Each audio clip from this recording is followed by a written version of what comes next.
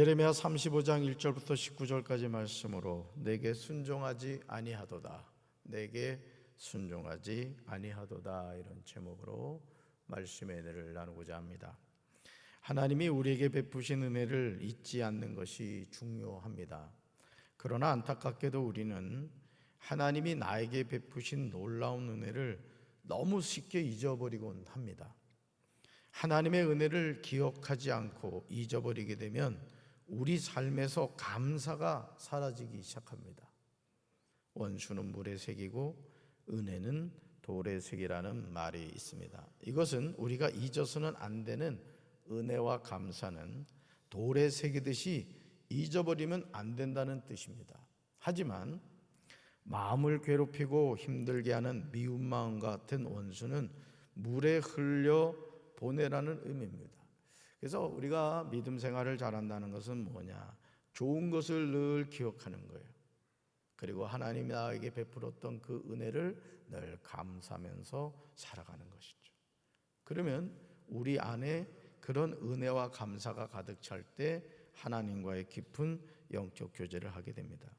예레미야 34장에서 하나님이 이스라엘 백성을 향하여 반복해서 하시는 말씀이 무엇입니까? 14절에 보니까 너희 선조가 내게 순종하지 아니하며 귀를 기울이지도 아니하였다, 이 말씀을 하시죠. 심지어 16절에서 이렇게 말씀하십니다. 너희가 돌이켜 내 이름을 더럽히고, 하나님의 이름을 더럽혔다, 이렇게 말씀하시죠. 그렇다면 하나님의 말씀에 불순종한 결과가 무엇입니까? 예레미야 34장 17절에 이렇게 말씀하시죠. 같이 읽습니다.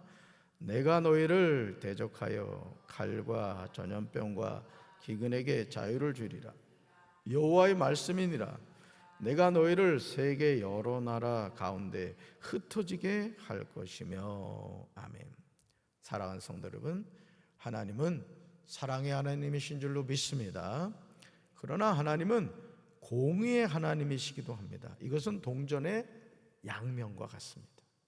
하나님은 18절에서 내 앞에서 언약을 맺었으나 그 말을 실행하지 않으며 내 계약을 어긴 그들을, 이렇게 예레미야 34장 18절에서 말씀하시죠. 하나님은 하나님이 택한 하나님의 백성을 향하여 수많은 선지자들을 보내서 하나님의 마음을 전하셨습니다. 그러나 이스라엘 백성들은 오히려 하나님과 맺은 언약을 깨뜨렸습니다. 이러한 불순종은 이스라엘 백성이 세계 여러 나라 가운데 흩어지게 된 거예요. 그래서 우리가 하나님의 말씀을 읽을 때 여러분이 조심하셔야 될 것이 어떤 부분이냐면은 이 말도 그렇거든요. 우리가 어떤 말을 이렇게 전할 때도 앞뒤의 얘기가 같이 가야 되는데 어느 한 부분만 똑 떼어가지고 그 이야기를 전하면은 이건 아주 오해하기 쉽단 말이에요. 하나님의 말씀도 마찬가지입니다. 하나님의 말씀도 우리가 오늘 이제 35장을 살펴보는데, 제가 35장을 살펴보면서 지금 34장 말씀을 인용하고 있단 말이에요. 그럼 왜 인용을 하는가? 35장 말씀과 아주 연결되는 중요한 포인트가 있기 때문에 그런 것입니다. 그러니까 성경을 읽을 때도 앞뒤의 내용을 같이 봐야 그 구절의 의미를 정확하게 이해할 수 있다는 것이죠. 예레미야 35장은 레갑 족속의 교훈에 관한 내용입니다. 여러분 1절 보시죠. 성경 보세요. 1절을 보시면 이 말씀의 배경이 나옵니다. 유다 왕 요시야 아들 여호야김 때에 여호와께서 예레미야에게 말씀하셨어요. 당시 여호야김은요, 애굽의 바로 느고의 봉신이 되었다가 다시 바벨론 느부갓네살의 봉신이 되는 등 약속으로서의 주체성을 확립하지 못하고 있었어요. 그러니까 이 봉신이라는 것은 뭐죠? 강력한 나라의 신하라는 거예요. 신하.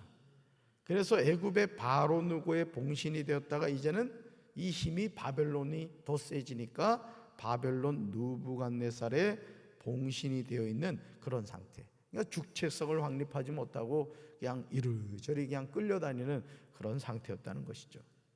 그렇다면 여호와께로부터 선지자 예레미야에게 임한 하나님의 말씀은 어떤 내용일까? 그 내용이 2절에 나와요. 2절 같이 읽습니다.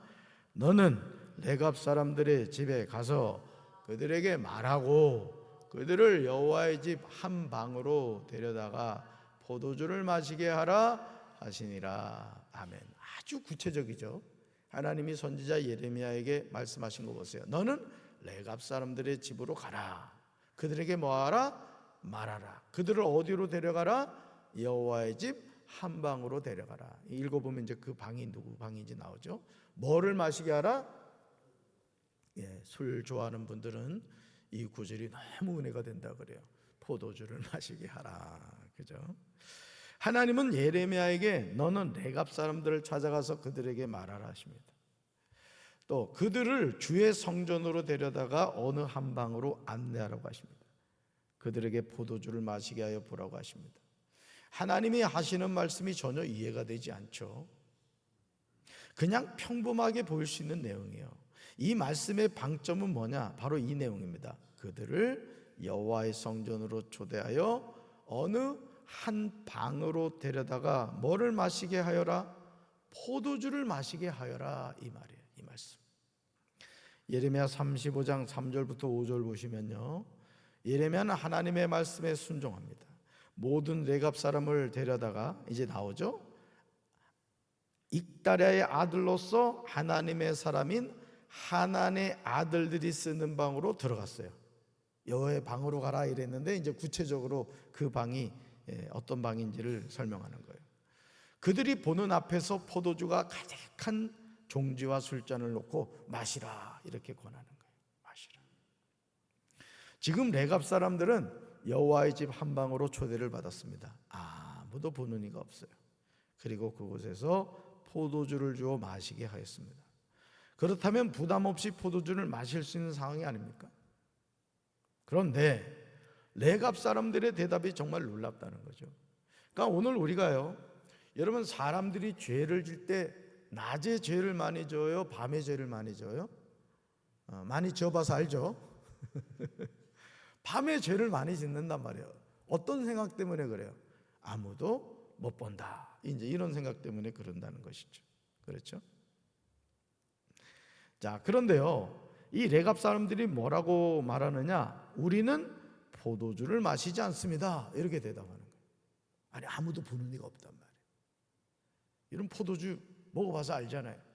성찬식 할 때마다 그런 생각 들지 않아요? 주려면 좀 많이 주지 말이야. 코딱지만하게 따라 놓게 이게 뭐야, 간질맛 나게. 저도 이제 술을 안 먹다 보니까 일부 때 이 잔을 마시고 또 2부 때 마시잖아요. 그럼 2부 때 정도 되면요, 좀 알딸딸해요. 2부 때 봐봐, 이 눈빛이 좀 왔다 갔다 한다고. 그러니까 여러분, 보는 이가 없는 데서 포도주를 마시라. 그것도 선지자가 자기를 초청해가지고 마시란단 말이에요. 그럼 여러분 어떻게 해요? 마실 수 있잖아요, 그죠? 목양실에 여러분 불러가지고 장로님, 우리끼리밖에 없어요. CCTV도 없어. 한잔 합시다. 담임 목사가 주는데 김용일 장로님 마셔야 돼요, 마셔야 돼요. 지금 그런 상황이다 이거예요. 그런 상황인데 레갑 사람들이 뭐라고 대답했다고요? 우리는 포도주를 마시지 않는다. 어떻게 보면 무리하게 볼 수 있는 그런 상황이에요. 그럼 왜 마시지 않았는가? 이렇게 말하는 거예요. 우리 조상 레갑의 아들 요나답이 우리에게 분부하셨다는 거예요. 그러니까 조상이 분부했다. 그러면서 레갑 사람들이 예레미야에게 하는 말의 핵심이 있어요. 우리 6절 하반절부터 7절까지 우리 세 번역으로 읽습니다. 이거는 이제 요나답이 해준 말이란 말이에요. 같이 읽습니다. 너희는 포도주를 마시지 말아라. 너희뿐만 아니라 너희 자손도 절대로 마셔서는 안 된다. 너희는 집도 짓지 말고 곡식의 씨도 뿌리지 말고 포도나무도 심지 말고 포도원도 소유하지 말아라. 너희는 언제까지나 장막에서만 살아라. 그래야 너희가 나그네로 사는 그 땅에서 오래오래 살 것이다. 아멘. 레갑 사람들의 조상 레갑의 아들 요나답이 하는 말이 이해가 되십니까? 그런데 요나답이 후손들에게 하는 말의 핵심은 자신이 하는 말대로 해야 너희가 나그네로 사는 그 땅에서 오래오래 살 것이라는 거예요. 그래야 레갑 사람들은 이 말에 순종한 거예요. 참 놀랍죠? 조상 요나답이 해준 말을 그 후손들이 그냥 스쳐 지나가는 말로 들은 것이 아니라 그 말을 존중하고 그 말을 지키며 살았던 거예요. 여러분, 사실 6절 하반절부터 이 7절 말씀을 보면요, 얼마나 불편하겠어요. 사람은 누구나 정착하고 싶다고요. 그렇죠?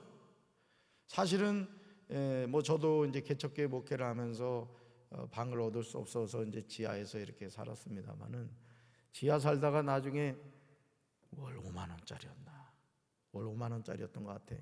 월세방을 얻어가지고 땅 밖으로 나가서 사니까요, 너무너무 좋은 거예요. 아내하고 제가 800개를 해주고 딱 누워서 봤더니 옆집하고 사람 한 사람 들어갈까 말까 한 공간, 그 건물과 건물 사이로 하늘이 보이는 거예요. 하늘이. 여러분, 하늘 보이는 집에서 사는 분들은 감사헌금 하시기 바라야 돼요.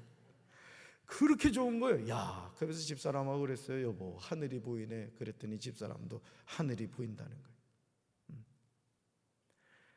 그러다가 나중에 보증금 100만 원에, 하여간 100만 원에 월, 하여간 좀 부유해졌어. 월 12만 원짜리 또 이제 앞방을 얻었지, 2칸짜리를. 이야, 너무너무 좋은 거야. 서재실이 생긴 거야. 서재실이 2층 비전센터 그 서재실에 있는 그 책꽂이가 그때 샀던 거야. 그때 방 생겼다고 그때 샀다니까. 하나에 15만 원 주고 샀나 하여간. 그러니까 여러분, 오늘 이 요나답이 후손들이 하는 말은 너무너무 불편하단 말이에요. 근데 조상이 왜 이 말을 해줬느냐? 자신이 하는 말대로 해야 너희가 나그네로 사는 그 땅에서 오래오래 산다는 거예요. 예레미야 35장요 8절부터 10절에서요 요나답의 후손들이 이렇게 고백을 해요. 같이 한번 읽어볼까요? 우리가 레갑의 아들 우리 선조 요나답이 우리에게 명령한 모든 말을 순종하여 우리와 우리 아내와 자녀가 평생 동안 포도주를 마시지 아니하였다. 이야, 놀랍지 않아요? 우리와 우리 아내와 자녀가 얼마 동안? 평생 동안 뭘 마시지 않았다? 포도주를 마시지 않았다. 심지어 또 이렇게 고백해요. 같이 읽습니다. 우리 선조 요나답이 우리에게 명령한 대로 다 지켜 행하였다. 취사 선택한 것이 아니라 조상 요나답이 해주는 말씀을 100% 순종했다. 100%. 이들이 하는 말이 거짓이 아니에요. 이런 레갑의 사람들, 자손들을 눈여겨보신 분이 계세요.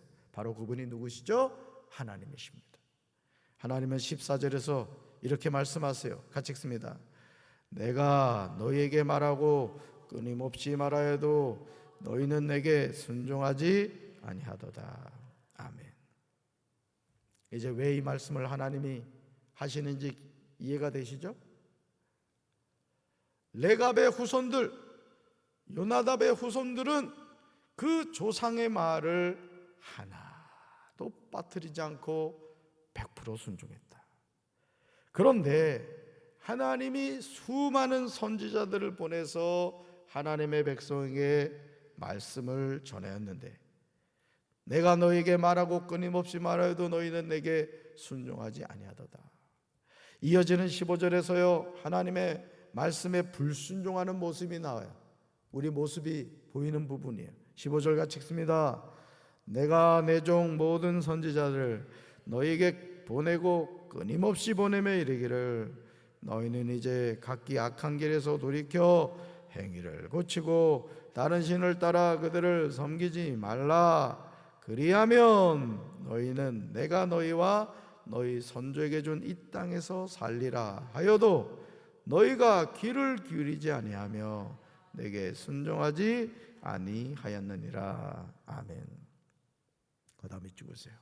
너희가 귀를 기울이지 아니하며 내게 순종하지 아니하였느니라. 여러분, 하나님의 말씀에 귀를 기울입시다. 하나님의 말씀에 순종합시다. 레갑의 아들 요나답의 자손들은 자기들에게 명령한 그들 조상의 명령을 지켰지만 이 백성은 내게 순종하지 아니했다는 하나님의 말씀이 들리십니까?